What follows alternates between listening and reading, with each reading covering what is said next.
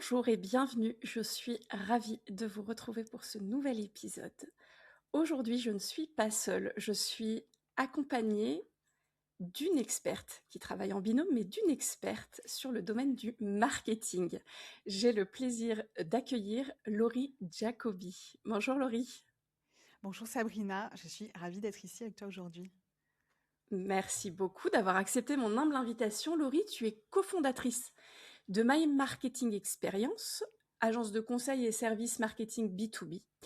Tu es aussi co-hôte du podcast My Marketing Podcast, qui est un podcast de référence en termes marketing en France. Est-ce que tu peux te présenter un petit peu plus et nous dire en quoi vous accompagnez vos clients, quels sont vos clients, et peut-être quelle est votre expertise à vous en particulier? Mais écoute, avec plaisir, je vais essayer de bien me remémorer les différentes questions. Alors, My Marketing Experience, je l'ai cofondée, tu l'as très bien dit, puisque je travaille en binôme. On a chacune nos dossiers, hein, mais j'ai cofondé My Marketing Experience avec ma sœur Sandy il y a maintenant 15 ans. Puisqu'on a fêté nos 15 ans il y a quelques mois. Et My Marketing Experience, comme tu l'as dit, c'est une agence de conseil et services en marketing pour les entreprises en B2B, puisque nos clients sont des entreprises qui vendent des solutions souvent complexes, techniques, et avec une particularité, c'est des cycles de vente qui sont longs et on va dire des gros enjeux. Mhm. Et nous, on les accompagne parce qu'on va les aider à venir clarifier justement cette valeur qui, quand il y a des solutions techniques, c'est quand même parfois très complexe à mettre en avant. Et on les aide aussi à construire une marque qui leur ressemble, ce qu'on aime dire, pour ne pas qu'ils puissent être considérés comme copiant leurs concurrents, mais pour qu'ils puissent Ouais. avoir un positionnement très clair et être visibles. Et on les aide également à structurer des offres euh, que leur marché attend vraiment. Et vraiment, ces axes-là, c'est vraiment les sujets sur lesquels on intervient de manière très, très récurrente auprès de nos clients et pour lesquels on est reconnu. Merci Laurie. Alors quand on s'est rencontrés via LinkedIn et on a très rapidement finalement trouvé un point commun qu'on partage.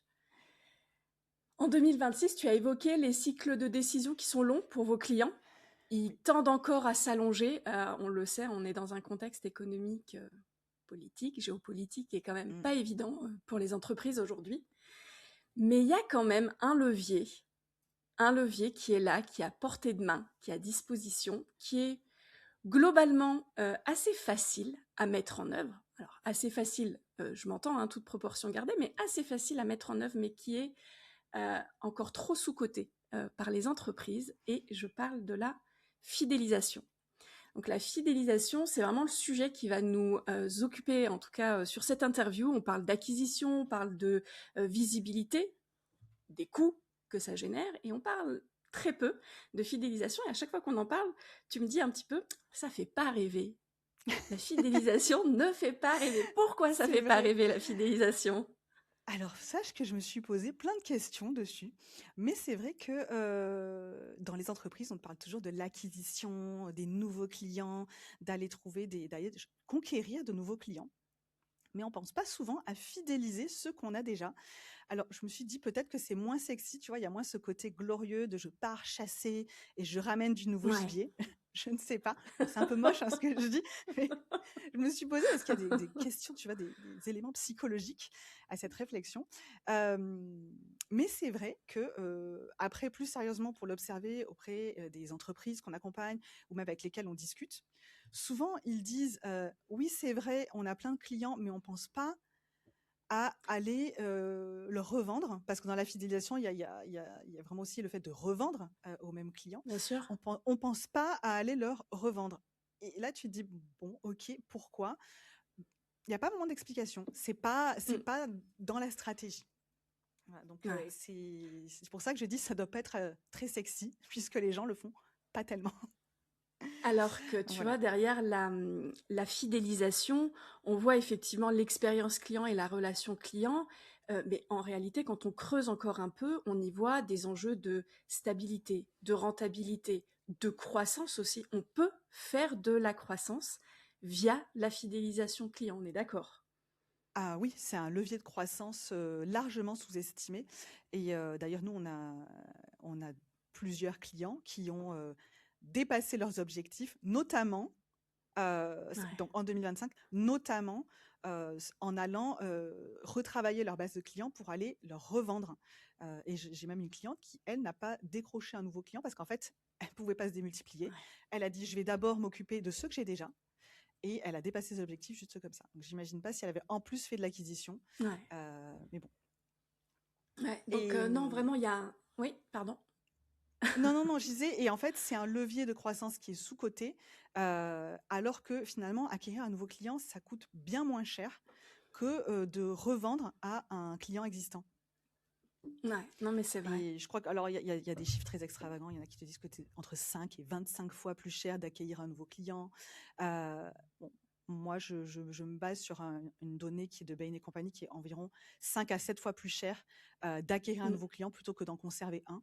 Ne serait-ce que ça, chercher uniquement la croissance sur de l'acquisition, c'est souvent une stratégie qui est plus coûteuse et moins rentable que de mélanger les deux, on va dire.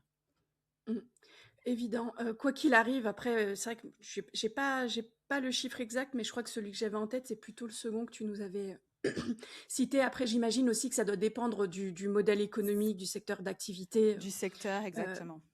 Ouais, mais il est évident que ça coûte plus cher d'aller conquérir de nouveaux marchés, d'aller chercher de nouveaux clients, que de fidéliser. Et moi, ce qui me surprend aussi, parfois quand j'échange avec des clients, même des prospects, quand je leur demande depuis quand date, par exemple, leur dernier contact avec des plus anciens clients. Des clients qui leur ont déjà fait confiance, avec qui il y a déjà eu une collaboration. Le plus ancien, c'est quelqu'un qui travaille dans le domaine de la qualité. C'était 2 ans. Je crois que j'ai failli faire une syncope. Et je me dis, en fait, sur une année, on a à de nombreuses reprises la possibilité de pouvoir revenir, de pouvoir garder le lien avec un client quelque part, de ne pas lui offrir l'opportunité d'aller voir ailleurs voir ailleurs et d'être toujours un peu dans son giron. Il y a plein de temps dans l'année et on est au mois de janvier et c'est un excellent mois. Si vous ne le faites pas, faites-le pour revenir vous rapprocher de vos clients. Et moi, ça me surprend, tu vois. 2 ans, pour moi, c'est pas possible. Eh bien, écoute, moi, j'ai rencontré des entreprises en fin d'année qui m'ont dit qu'elles avaient perdu des clients alors qu'ils étaient satisfaits, mais simplement en fait parce que ils n'étaient pas contents de la relation, parce qu'en fait il n'y avait pas de relation. Ils étaient jamais il y avait jamais de visite, jamais d'appel, ne serait-ce que prendre des nouvelles et savoir s'ils étaient satisfaits. Et finalement, des fois c'est un peu comme dans un couple, hein, quand tu délaisses l'autre et qu'il se sent un peu laissé pour compte ou un petit peu voilà. Il y a d'autres concurrents qui sont passés par là, qui eux ont montré de l'intérêt et ont su se positionner par rapport à l'entreprise qui était là. Et du coup, ils ont perdu des clients comme ça, alors même que le service était encore souhaité et demandé. Et on va dire qu'ils faisaient le job, quoi. Donc c'est vraiment voilà. Je pense que ce que toi tu évoques aussi, c'est tu vois le fait de ne pas avoir de contact pendant 2 ans, ça me paraît juste incroyable. Après, il y a une chose aussi que j'ai remarqué, c'est que tu peux avoir un client avec qui tu es toujours en contrat, ce qui ne veut pas dire qu'il est acquis pour l'éternité. Et donc ceux-là, on a tendance un peu à, tu vois, leur dire, ils sont là, donc ils n'ont pas forcément besoin de nous voir tout le temps. Erreur, hein. Alors, peut-être pas tout le temps, mais ils ont quand même besoin de nous voir de temps en temps. Et ça ne veut pas dire que parce qu'ils sont sous contrat, on ne peut pas aussi essayer de leur vendre d'autres prestations, parce qu'ils peuvent avoir aussi d'autres besoins auxquels on répond. Et il y a aussi les clients qui ont été clients, en tout cas, mais avec qui on n'est plus en cours, avec une mission en cours. Et en fait, je crois que c'était Marine Aubaret qui m'avait dit ça un jour, très justement. Elle a un podcast également, et qui avait dit, nos clients sont toujours nos clients, en fait. C'est pas parce qu'on n'est pas en contrat, il n'y a pas d'anciens clients, il n'y a que des clients. Et en fait, je trouve que c'est extrêmement vrai. C'est pas parce qu'il n'y a pas un contrat et une transaction pendant un certain temps ou actuel que ces gens-là, ces entreprises-là ne peuvent pas de nouveau être nos clients. Je suis absolument convaincue. Voilà. Et ça, c'est de la fidélisation dans le sens où on va venir leur revendre, on va faire du repeat, une autre prestation, pas forcément la même, mais ça se travaille aussi, savoir comment revendre. Non, mais je rejoins complètement le propos. Un client acquis à un instant T, c'est un client qui est acquis, quoi Oui. qu'il arrive. Après, charge à nous, effectivement, de garder le lien. Et j'ai envie de dire d'ailleurs, même si à un moment l'entreprise se repositionne un peu aussi en termes d'offres, etc., c'est comment est-ce qu'elle peut rebondir et toujours fidéliser des clients qui pourraient être même très anciens. Laurie, l'idée du podcast, c'est d'aller creuser un peu dans les coulisses, mais aussi un peu dans la déconstruction. Si tu avais en face de toi quelqu'un qui était absolument convaincu que la croissance ne passe que par l'acquisition, comment tu déconstruirais l'idée? Une idée très répandue, dont on a parlé tout à l'heure, que la croissance ne passe que par l'acquisition. Alors, je pense que, tu vois, pour le coup, je pense que la différence, c'est que je suis pas sûre qu'il y ait des gens qui soient convaincus que ça ne passe que par l'acquisition. Je pense qu'ils ont conscience que fidéliser, ça peut aussi être un levier de croissance. C'est juste que ils n'ont peut-être pas le réflexe de l'activer.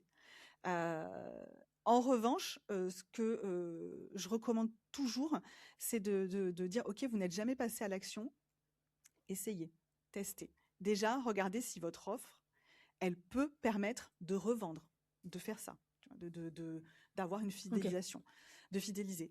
Mais tu vois, en réalité, je pense que les gens, il y a pas, en tout cas, j'ai jamais été confrontée à de grandes convictions comme celle-là. J'ai plus été confrontée à,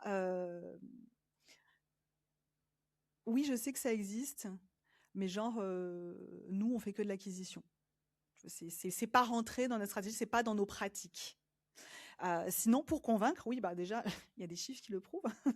Donc, tu vois, c'est dire, OK, alors tu n'es pas convaincu, sache que, par exemple, les clients fidèles dépensent 67, il y a une moyenne, hein, environ 67% de plus que des nouveaux clients. Pourquoi? Bah, parce qu'en fait, il y a cet effet de confiance. Ils nous connaissent déjà, ils ont déjà Mm. travaillé avec nous, donc ils sont plus enclins à dépenser plus. Ouais. Le taux de signature aussi, ça signe plus rapidement en règle générale quand c'est un client avec qui tu as déjà travaillé, pour les mêmes raisons en fait. Parce qu'en fait, Ouais. il y a plus de confiance. Ils ont déjà travaillé avec nous. Donc, ils vont en règle générale, les chiffres le montrent. Alors, j'ai pas gardé tous les chiffres en tête, mais si tu veux, je peux te les transmettre. Ça signe plus rapidement. Et après, je sais pas comment ça, enfin, en fonction du mode de rémunération, tu vois, des commerciaux, parce qu'il y Des a quand même commerciaux. beaucoup d'équipes commerciales qui bossent de cette manière-là. Euh, Peut-être lui dire que souvent la probabilité de vendre à un client existant, elle est bien supérieure que celle de vendre à un nouveau prospect. Je crois que là, on est plus autour de la probabilité de vendre. Les chiffres montrés, c'est Invesp ou un truc comme ça, ou Harvard Business Review qui avait montré que vendre à un client existant, la probabilité de lui vendre, c'est 60 à 70% contre 5 à 20 entre 5 et 20%, pareil C'est en fonction de ton énorme. secteur, pour un nouveau prospect. Donc peut-être lui dire, en vrai, c'est plus simple. Tu vois, essayer de l'attirer par le levier, c'est plus simple et en général, tu signes des deals qui sont plus gros. Bien souvent, c'est un discours qui va parler à un commercial. Tu vois, le côté Ouais, performance commerciale, je suis d'accord. Mm. c'est plutôt comme ça que j'essaie de le convaincre. Plutôt que de dire, OK, bah, tu vas aller travailler sur des nouveaux prospects. En revanche, je conseille jamais de ne travailler sur qu'une seule stratégie. Tu vois, tu sais très bien d'avoir une stratégie de fidélisation et c'est même indispensable. Dès que tu as ton premier client, pour moi, il faut commencer à bosser sur ta stratégie de fidélisation. En revanche, il ne faut pas oublier l'acquisition non plus. On Parce est que j'ai d'accord. déjà aussi vu, pour le coup, je l'ai vu une fois ou deux, le problème inverse où ben, on ne fait que travailler le fichier. Mm. Et non, c'est pas Et suffisant. on va pas regarder si on peut injecter, parce qu'au bout d'un moment, il y a quand même des cycles qui sont des cycles de vie du client. Le client, Bien sûr. c'est rare qu'il reste 20 ans. Il y en a, mais faut pas considérer que c'est la norme. Mm. C'est pas Donc la quand même, faut norme. Et puis, renouveler un petit ouais. peu alors, c'est pas le parc, non, mais la base. La La base base. client. Non, mais je suis bien d'accord. Et c'est vrai qu'il y a peut-être, on parlait tout à l'heure effectivement de secteur, mais il y a peut-être des offres aussi qui se prêtent peut-être un peu moins au levier de fidélisation que d'autres. Euh, voilà, j'ai besoin alors d'un site internet. On va se dire, oui, mais comment je fidélise? Je vais pas Ah forcément. ben, Si, tu as plein de moyens. Si On est si d'accord. tu es une agence Mais la web, première tu peux pensée, c'est vendre de pas la celle-ci, tu maintenance, vois. tu peux proposer d'autres types de prestations, l'optimisation du site internet. Euh, En réalité, il y a Faire très de très très. l'upsell.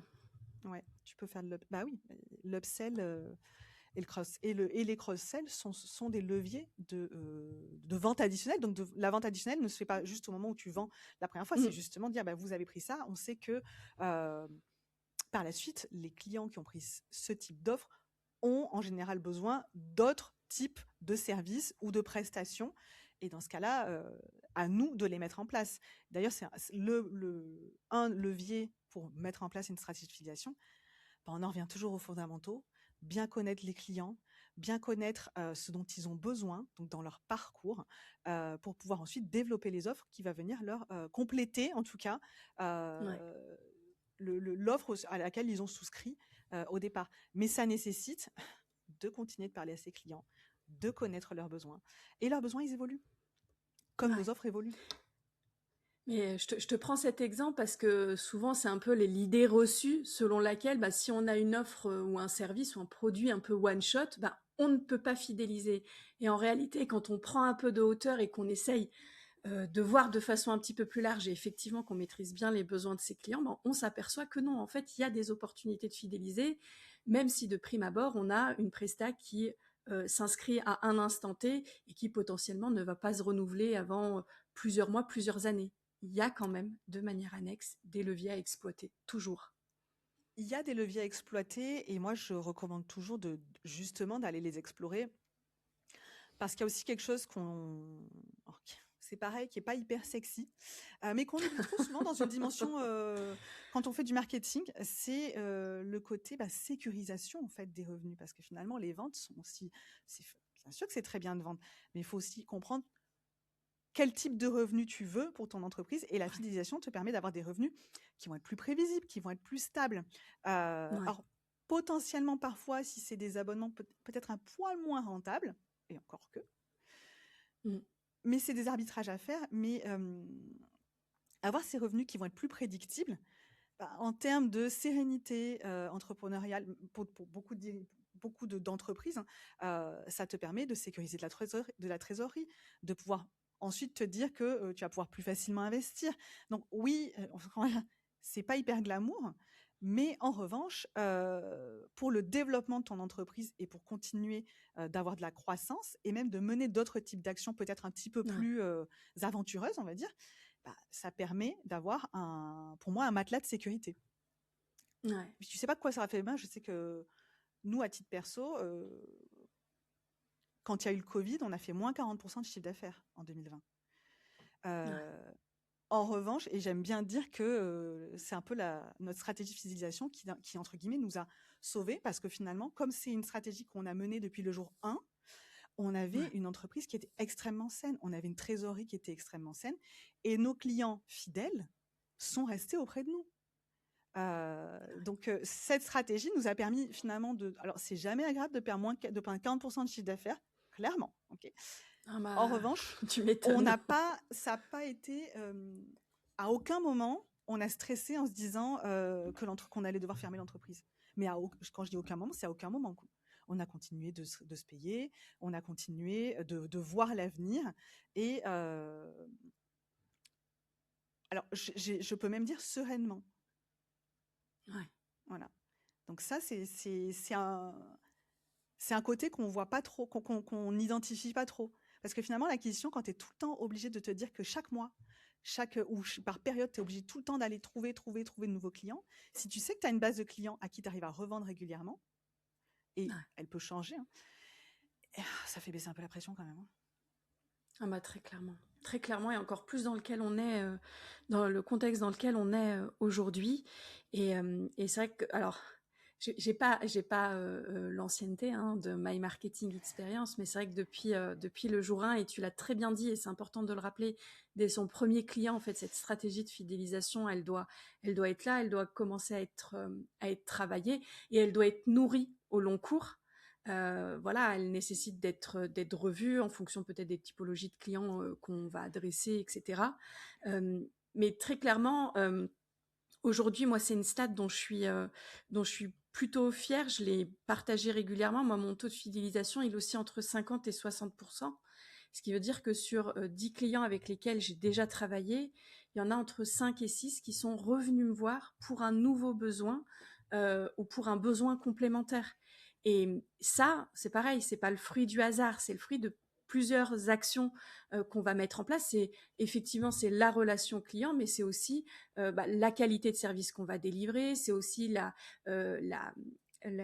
comment dire, l'offre cohérente, ou en tout cas le service ou le produit cohérent qu'on leur propose et qui répond bien à un besoin, et pour lequel effectivement du coup le cycle de décision il est moins long, il est un peu facilité parce qu'il y a déjà un gage de confiance, il y a presque 50% du travail qui est fait. Et puis bien souvent, ils ont déjà identifié, ou si on a bien fait le job de commercial et de création de l'offre, ils ont déjà, dans la première mission, identifié qu'il y avait une suite logique que Ouais, tu peux proposer.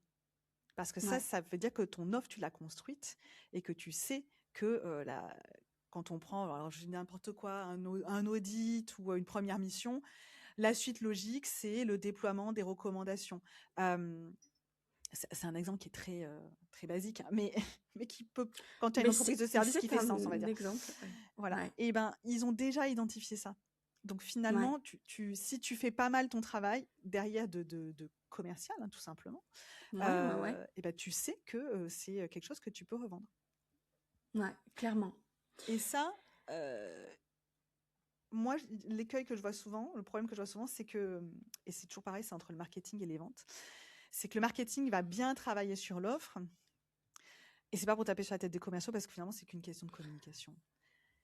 Mais il faut que derrière, la force commerciale, elle sache aussi comment c'est conçu, et le discours qu'il faut tenir par la suite pour revendre une deuxième prestation, une troisième prestation, et engager, fidéliser le client. Et s'il n'a pas les clés, ça va être beaucoup plus compliqué. Donc, petit message, faites bien parler vos équipes marketing et sales.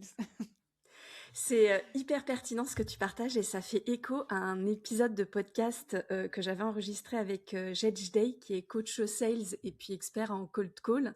Et à un moment, effectivement, on parlait de comment est-ce qu'on outille les commerciaux. Ben oui, Et parmi les outils, c'est ce qu'il soulignait, c'est la qualité, la compréhension de l'offre. ben oui, Euh, et en fait, voilà, on le retrouve finalement, ce besoin de part et d'autre, aussi bien du côté marketing que commercial, et l'importance de les faire travailler ensemble, de les faire communiquer ensemble, c'est venir soutenir le travail des uns et des autres. Donc ça fait absolument. terriblement écho, très clairement. Oui, mais je pense qu'on le répétera jamais assez. Non. Et les podcasts et le contenu est là pour ça, pour Absolument. sensibiliser, partager un maximum. Laurie, on l'a dit, là, 2026, contexte compliqué. À mon sens, il faut essayer d'optimiser tout ce qu'on peut optimiser. Là, on parle de fidélisation, mais sur tout plein d'autres aspects. Il faut essayer de voir tout ce qu'on a comme ressources, comme leviers à actionner, qui vont nous demander le moins de temps, le moins d'investissement financier pour tout autant de résultats. Concrètement, comment est-ce qu'on pourrait structurer une stratégie de fidélisation pour qu'elle génère réellement du chiffre d'affaires et pas juste l'expérience client? C'est ce qu'on disait tout à l'heure. Oui. Fidélisation, c'est le customer care, mais c'est aussi comment on en fait un levier business.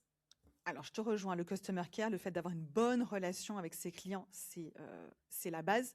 Parce que s'ils ne kiffent pas, ça ne va pas leur donner envie de rester, on est bien d'accord.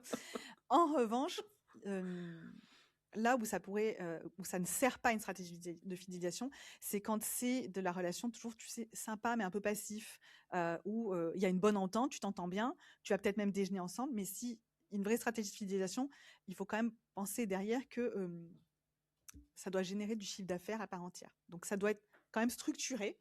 Et à un moment donné, il y a la relation commerciale, mais il y a aussi qu'est-ce que je propose à mon client. Donc c'est l'interroger sur savoir où il en est dans son parcours. Alors, ça veut dire que tu n'es pas en contrat avec lui. Vraiment garder le contact, savoir où il en est pour pouvoir lui proposer une nouvelle mission. Donc déjà, pour moi, c'est partir de l'offre. Est-ce que ton offre, elle se prête à revendre? Et puis identifier à qui j'ai vendu tel type de prestation. C'est un peu scolaire, hein, par contre. C'est qu'est-ce que j'ai vendu Je dans comprends. ces derniers mois, ces dernières années, et les clients qui ont acheté cette offre-là, on peut leur proposer l'offre qui va, la suite de cette offre logique qui peut être différents types de prestations en fonction de ton offre. Euh, et ça, pour moi, c'est hyper important. Tu reprends tes ventes et tu essayes de savoir où tu veux essayer de les engager. À mon sens, si tu n'as pas parlé très récemment avec le client, qui peut être je vais utiliser le mot que je ne veux pas, ancien client, c'est peut-être que tu ne l'as pas revu depuis quelques mois, c'est nécessaire de faire quand même un point avec lui parce que potentiellement, Ouais, ses d'accord. besoins ont changé. Voilà. Pas que ce soit trop mécanique non plus, on parle quand même de relations commerciales, mais de relations humaines aussi. Humaine, ouais. Euh, donc, il y a vraiment de structurer et de reprendre contact. Et pour moi, c'est déjà d'aller voir ceux avec qui tu travailles actuellement pour les engager, pour leur proposer l'offre suivante. Et après, d'aller voir ceux avec qui, tu sais, graduellement, tu repars en arrière, ceux avec qui tu as déjà travaillé et Ouais. pouvoir les engager, les engager, au moins identifier leurs besoins et leur refaire des propositions.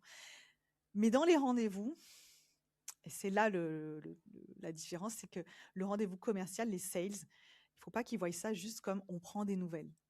Même dans la manière de prendre contact, alors moi, je suis toujours très claire, en tout cas, sur mes attentes. C'est certes prendre des nouvelles et identifier des nouveaux besoins. Alors, je ne leur dis pas comme ça, mais ça peut être aussi, là, je fais un petit crochet, quand on a développé nous-mêmes une nouvelle offre ou qu'on a fait évoluer, alors nous, on a pris l'exemple, on a lancé un site internet, on a fait évoluer notre positionnement. Ça a été aussi l'occasion de reprendre contact avec des clients. Et je pense que dans la vie d'une entreprise, il y a toujours des événements où tu te débrouilles pour Ouais. les créer, pour Ouais, reprendre contact carrément. avec des clients. Et quand je parle d'événements, les petits événements physiques en présentiel, même dans les bureaux, on n'est pas toujours obligé d'aller dans des choses extrêmement, tu vois, de louer des espaces, faire des petits événements avec des clients et des clients qui ne sont plus en contrat, je ne vais pas dire anciens clients. Ça peut aussi être un moyen, tu vois, Ouais. de renouer les contacts, de renforcer le lien.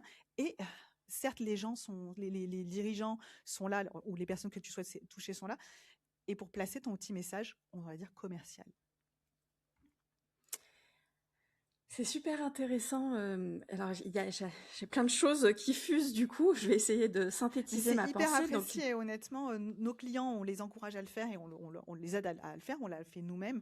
Et les personnes sont contentes. Les clients d'une même entreprise sont contents de se rencontrer, en fait. ah mais Faut pas clairement, l'oublier. Quand c'est possible, ils sont extrêmement contents de se rencontrer, d'échanger. Et je trouve que ça renforce encore même le lien avec la marque de l'entreprise. Et la marque, c'est quand même la marque complètement. d'entreprise, c'est quand même ce qui donne confiance aussi et ce qui fidélise. Donc, tu vois, pour moi, c'est vraiment un cercle vertueux. Un cercle vertueux. Ouais, c'est ça. Tu as parlé donc à la question donc comment structurer une stratégie de fidélisation pour qu'elle génère vraiment du chiffre d'affaires derrière. Tu as parlé effectivement de reprendre contact, de reprendre les offres. Oui, structurer Oui, son offre, il faut quand même qu'elle soit structurée. voilà. Ouais. Donc reprendre contact, reprendre ses offres, structurer son offre par rapport aux besoins actuels du client, qui sont peut-être pas les mêmes que ceux qu'ils avaient au moment d'une précédente collaboration. C'est aussi garder le lien, et tu as dit, il y a plein de micro-événements, micro-moments dans l'année ou dans le temps, et notamment les rencontres en physique. Comment est-ce... Vas-y, Oui, j'allais ajouter avant que je te l'expérience pose ma client dans question. sa globalité aussi, dans le sens où garder le lien et entretenir la relation, c'est bien, mais la manière dont on collabore quand on collabore ensemble est extrêmement importante aussi, parce que tu peux avoir un très bon contact commercial, mais finalement, quand tu collabores, l'expérience n'est pas très forte ou elle Ouais, n'est pas forcément de qualité. Euh, Elle n'est pas mémorable. Tu vois ce ouais, que je veux dire? Parce que ouais, sans aller dire jusqu'à une expérience qui est pas bonne, mais une expérience qui n'est pas forcément mémorable. Tu as 10 000 interlocuteurs. Alors bien sûr, le commercial, lui, il peut être très sympa, mais finalement, les gens que tu as derrière, tu n'as peut-être pas le même, ou c'est un peu brouillon. Donc, tu vois, la manière dont tu structures le travail, la manière dont vraiment tu déroules et tu livres. D'ailleurs, les livrables, c'est aussi hyper important. Ça aussi, c'est ce qui te rend mémorable. Ouais. Je veux pas simplement parler de la relation client. C'est vraiment Ah non. l'expérience aussi. Et donc, la relation client, l'expérience client, et je voudrais recreuser encore un petit peu sur la question. Et tu as dit tout à l'heure, l'idée, c'est pas juste d'avoir une relation sympa, ou quand Oui. on reprend contact et qu'on fidélise, c'est en faire un moment sympa qui, derrière, peut déboucher sur des opportunités business de manière pratico-pratique. À quelqu'un, un chef d'entreprise, un dirigeant de PME, demain, qui a du mal. Tu vois, tu disais tout à l'heure, bah oui, je sais que c'est bien de fidéliser, mais on ne le fait pas sans trop savoir pourquoi. Demain, un dirigeant de PME voudrait s'y mettre sans tomber dans la relation sympa, je déjeune et puis il se passe rien derrière. Quel conseil, tu vois, pratico-pratique, tu pourrais lui donner pour que ce moment sympa, derrière, il puisse quand même déboucher sur une opportunité business? Alors moi, je le vois toujours comme refaire, tu sais, en vente, l'entretien découverte. Bah, c'est reposer, poser des questions en réalité. Ouais. Et aujourd'hui, où vous en êtes? Quels sont les prochains enjeux pour votre entreprise? Est-ce que ce qu'on avait mis en place, qu'est-ce que ça a donné si tu n'as pas l'info, tu vois? Mais c'est simplement poser des questions. En fait, il y a un moment donné, il faut comprendre que même si on s'apprécie, c'est quand même une relation commerciale. On serait pas là si on travaillait pas ensemble. Moi, j'adore les gens qui disent: «Mes clients, ça pourrait tous, juste être des potes». Moi, je m'entends bien avec, mais je les considère pas forcément, enfin, je veux dire, c'est pas des potes, c'est des relations de Il y a une travail, voilà, relation c'est des commerciale. clients. Il est important qu'on puisse bien s'entendre, qu'on partage des valeurs communes, mais ça reste une relation commerciale, n'en déplaise. Peut-être les clients qui nous écoutent et que j'apprécie, hein, clairement. Mais, Ah oui. comme on dit, comme j'aime des fois, on n'est pas là pour enfiler des perles non plus, quoi. Ouais, C carrément. Mais de donc part et d'autre, et hein. c'est le jeu. Ce que je veux dire, c'est que c'est le jeu. Hmm. Mhm. C'est le jeu, c'est comme les Complètement. gens qui s'offusquent en disant, «Ah, tu me contactes par LinkedIn parce que tu veux me vendre quelque chose». Bah, ou on échange, tu me bah, oui, mais en vrai, sinon peut-être je serais ailleurs en fait, si c'était pas le cas. Heu, Ouais. donc ça, je pense qu'il faut être très clair là-dessus et sans dire, ce que je ferais pas par contre, c'est dire, «Ah ben, j'en profite pour vous présenter notre nouveau catalogue», le mot que je déteste en plus, «notre nouveau catalogue d'offres». Non. C'est après c'est purement pour moi ça c'est purement de la vente. De Ouais. la relation commerciale dans la vente. C'est-à-dire, bah, tu vas interroger pour savoir où il en est, quels sont, alors peut-être pas, alors quels sont ses besoins, parfois il avait du mal à identifier, mais au moins quels sont ses enjeux, ses challenges qu'il rencontre. Et ça, c'est vraiment du travail de commercial que soit le dirigeant fait s'il n'y a pas d'équipe Mm. sales. Parfois, même quand il y a une équipe sales, il le fait aussi parce que ça fait partie voilà, du jeu. Mais sinon, c'est le travail que les commerciaux, normalement, un tout bon commercial est un peu aguerri à faire. On parlait en préparant là un peu en amont de l'épisode le fait que tu n'es pas pro hack, solution de facilité, raccourci et puis fausse promesse surtout. Et en fait, ce que tu viens de nous partager et moi que je rejoins à 200%, c'est que parfois en fait les actions les plus simples sont celles qui rapportent le plus, rapportent le plus de business, rapportent le plus d'opportunités. Et dans la solution que tu viens de nous partager, c'est de poser des questions. Ça paraît tellement Oui. évident, Il n'y a tellement pas d'IA simple, derrière en plus, tu as vu? tellement simple. Et en même temps, on parlait de levier sous-coté, c'est un levier mais tellement sous-coté. Enfin, on est client, hein, on a des clients, mais on est client. Et moi, il y a quelque chose qui m'embête, mais peut-être parce que ça ne fait pas partie de mes pratiques et de mes valeurs. C'est un ancien peut-être partenaire, prestataire ou quelqu'un du réseau qui revient, tu vois, un peu comme un cheveu sous la soupe après 6 mois, 1 an ou plus, en te disant bah, je viens de sortir une nouvelle offre, est-ce que ça t'intéresse? Je schématise hein, et je synthétise. Ça me C'est pas rappelle, de tu sais, la dans la cour de fidélisation. récré, le gars random qui vient et te dit: «Tu veux sortir avec moi?» que tu connais ni d'Ève ni d'Adam, que tu as oublié, tu sais? Pardon, je sais que ça ne se fait Et plus aujourd'hui, mais à notre époque, ça se faisait. mais ça, tu vois, pour moi, c'est pas du tout de la fidélisation. C'est pas parce que tu viens de sortir une offre et que tu viens et que bah, toi, ça te fait kiffer de venir nous présenter ton offre, que moi, derrière, en fait, je vais suivre. Et c'est effectivement, je reviens, peut-être 6 mois, peut-être 1 an après, mais je reviens par une prise de contact, par des questions. Mmh. D'abord, tu t'intéresses à la personne, on va dire. Mais ça, c'est vraiment de la Et, vente pour moi. et ça C'est vraiment de paraît la mais vente. tellement simple. Ça paraît tellement simple et en même temps, c'est tellement sous-coté. Enfin, ouais, moi, ça a tendance à me surprendre et je trouvais ça hyper intéressant que tu le rappelles.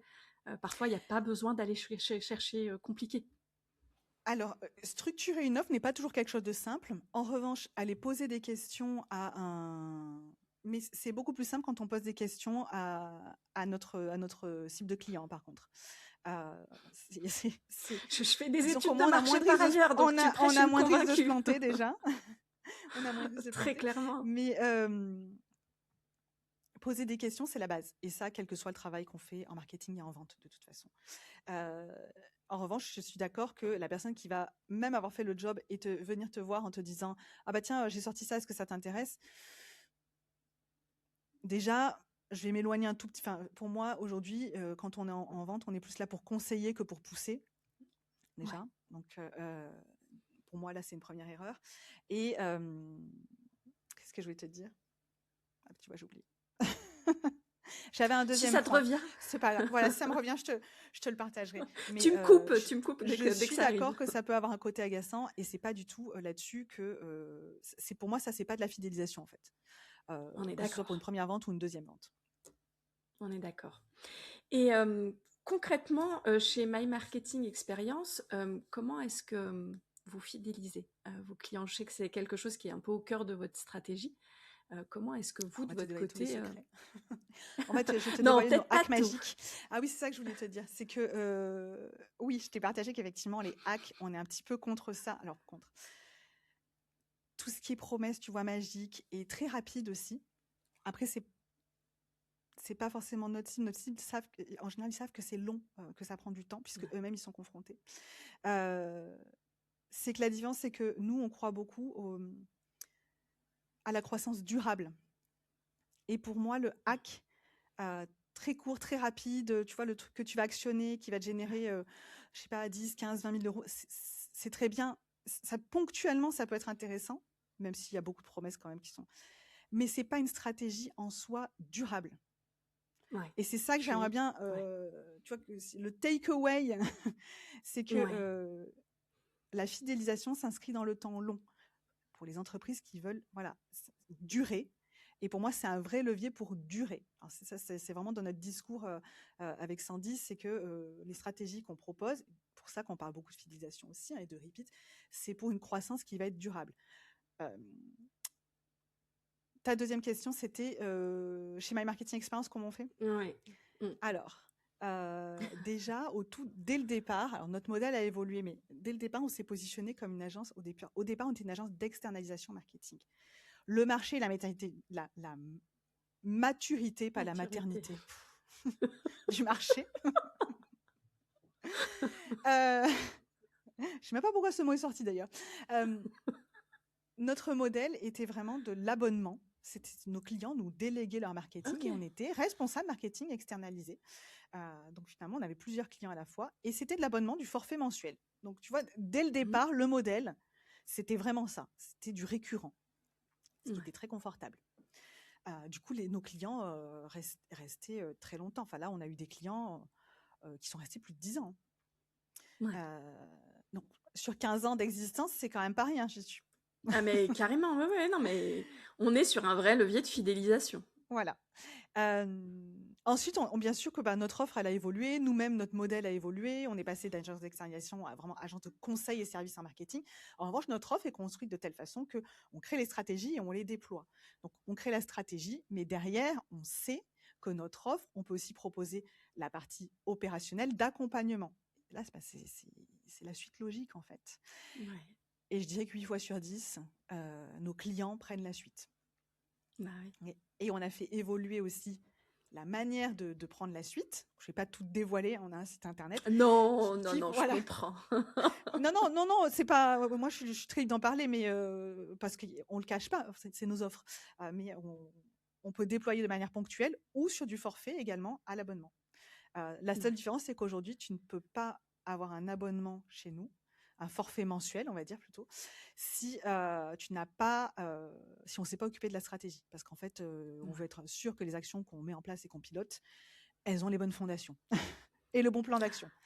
Voilà. Et parce qu'on Ouais. s'engage dessus derrière. Okay. Et on se retrouve Euh, sur ce point-là voilà. carrément. Et soit c'est avec notre équipe notre équipe, parce qu'en fait, on a des partenaires avec lesquels on travaille, hein, qui nous accompagnent dans ce déploiement.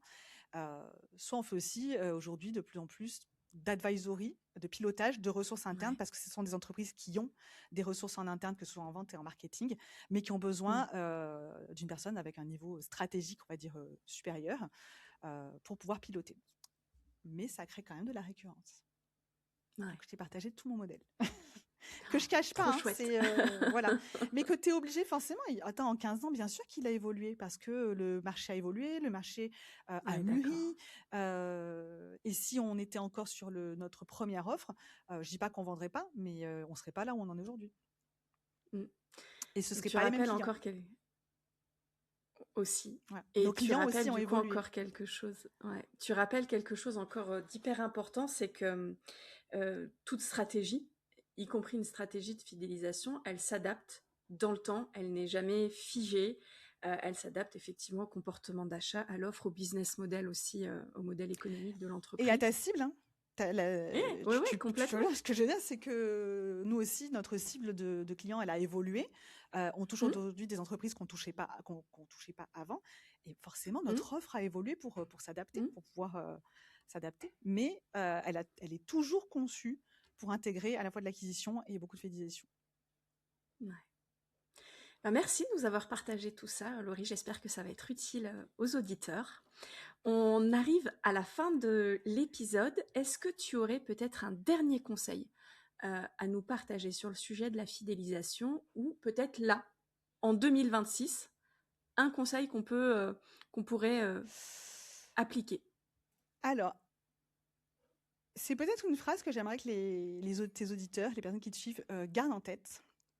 C'est que beaucoup d'entreprises, elles vont toujours chercher la croissance à l'extérieur, alors qu'en réalité, une grande partie de leur croissance se situe déjà à l'intérieur de leur entreprise. Et Mm. c'est vraiment là-dessus que j'aimerais, tu vois, conclure, pour Ouais. que, voilà, pour faire réaliser que on a déjà tout ce qu'il faut, une bonne partie en tout cas, à l'intérieur de l'entreprise, pour réaliser une part de notre croissance. Et j'apprécie qu'on termine sur cette note-là. Laurie, un énorme merci d'avoir accepté mon invitation. Où est-ce qu'on pourrait te retrouver si on a envie de te suivre et d'en savoir un petit peu plus sur My Marketing Experience et votre podcast à Sandy et toi? Alors, moi personnellement, je suis quand même très présente sur LinkedIn. Oui. Sandy aussi, mais voilà, je publie environ 2 à 3 fois par semaine. Et sur le site My Marketing Experience, où on a également toute la partie où on peut retrouver le podcast et la newsletter. On a effectivement une newsletter qui s'appelle 8h08 qui part tous les jeudis à 8h08. Ah, Et c'est vrai? c'est Ah, vrai. génial! Oui, oui, tous les jeudis à 8h08 parce qu'on est né le 8-8, tu vois. Et, Oh, mais énorme! parce que tu vois, c'est une heure miroir et c'est vrai qu'avec Sandy, on se positionne beaucoup comme le miroir en fait du marketing de nos clients. On les Ouais, aide à repérer les angles morts. Donc, il y a quand même tout un discours autour de cette heure miroir qui fait génial. la newsletter, le Oh, titre de la génial. newsletter. Et on a également une chaîne YouTube avec plus de 14 000 abonnés aujourd'hui. Waouh, Voilà. bravo! Oh, ça Ouais, elle est inspire, pas hein. toute récente, hein, mais elle est, voilà, tous nos épisodes sont aussi en vidéo dessus. Donc voilà, je pense que je Génial. t'ai tout dit. Bon, je mettrai tous les liens en description de Merci beaucoup. l'épisode. Si cet épisode vous a plu, je vous invite à laisser 5 étoiles sur votre plateforme d'écoute préférée. Je vous invite à le commenter, à le partager un maximum autour de vous. C'est le meilleur moyen de faire vivre ces chroniques. Je vous souhaite une excellente journée, une excellente semaine et à très bientôt. Encore merci Laurie. Merci à toi.